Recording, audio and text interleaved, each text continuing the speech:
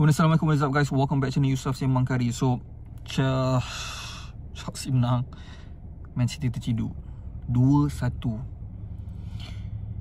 And tak terkejut sangat lah terciduk dengan Newcastle, to be honest lah, compared to Liverpool terciduk dengan Forest 3-0. Tapi game ni just menunjukkan mana season ni memang aku tak nak expect benda. Seminggu aku cakap Arsenal compete dengan City title race, Liverpool dah start compete. Seminggu selepas Arsenal seorang je patut menang Premier League.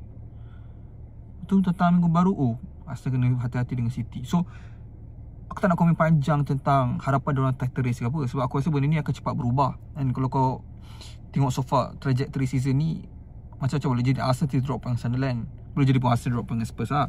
So point aku cuba buat is, aku tak nak cakap tapi aku tak nak expect benda-benda yang unexpected lah. Cuma dalam game ni City literally bagi blueprint kat siapa-siapa yang nak hadap doang. This is City season ni. Struggle macam mana? Struggle against team physical, control game, hari tu hanya opposition. Haaland the best player so far dalam season ni, apa pelbagai against team physical, jadi City balik. Ada sebab kena pelompak the bus itu against Arsenal. Against Spurs main physical, tak boleh compete.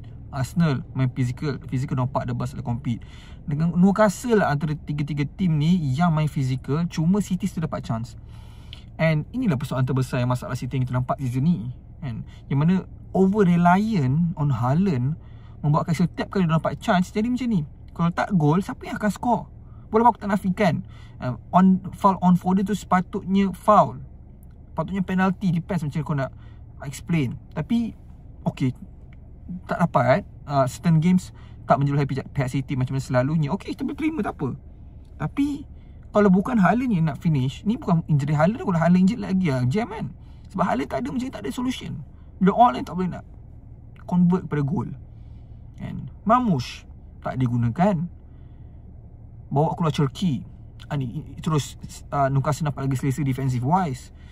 So aku agak terkejut sebab orang tak prepare dengan physicality yang akan dibawa oleh Newcastle. Sebab aku tengok dua-dua gol Newcastle ni pun, goal first tu respect sebab ramai player, the best goalkeeper in the world, sepatutnya save. Tapi sebabkan banyak player depan tu, mungkin dia tak nampak bola. Placement solid by Harvey Barnes. Second, defense macam ni, cara defense macam ni bukanlah defense team yang akan menang Premier League cakap awal lah. So the fact that dia dapat comeback tapi diorang kecundang balik membuatkan aku question dia punya mentality, yang buatkan adakah diorang akan pull it through all the way till the end. So aku tak nak cakap macam kita kena letak harapan yang tinggi, harapan yang panjang untuk team ni, sebab at the end of the day banyak cracks yang kita nampak, especially macam mana nak hadap bila team tu certain player tak boleh nak score, tak nak convert. So itu persoalan terbesar. But other than that, aku rasa City is still a rebuild season lah. Sebab itu nampak kecundang, lepas tu solid, kecundang balik. So lepas ni percaya cakap aku lepas game ni diorang solid, betul akan jumpa lagi crack yang baru.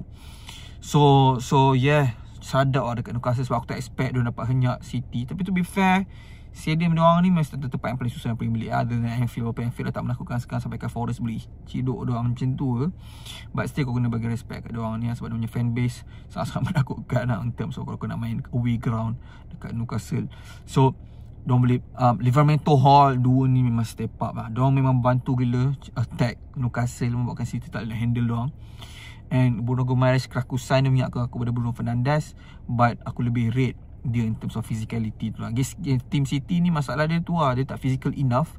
Dulu boleh main sebab technical dia at the next level, so dia boleh bypass the physical need. Tapi sekarang ni play so technical, Cherki bagai, tapi diorang punya technical tak se-high level yang mana kau boleh just overlook ataupun tak payah fikir pasal defense, kau hanya fokus on kau punya technical ability. Tak, certain of games still perlukan a minimum amount of physicality tu, sebab kau punya technical bukan zaman De Bruyne, David Silva dan sebagainya.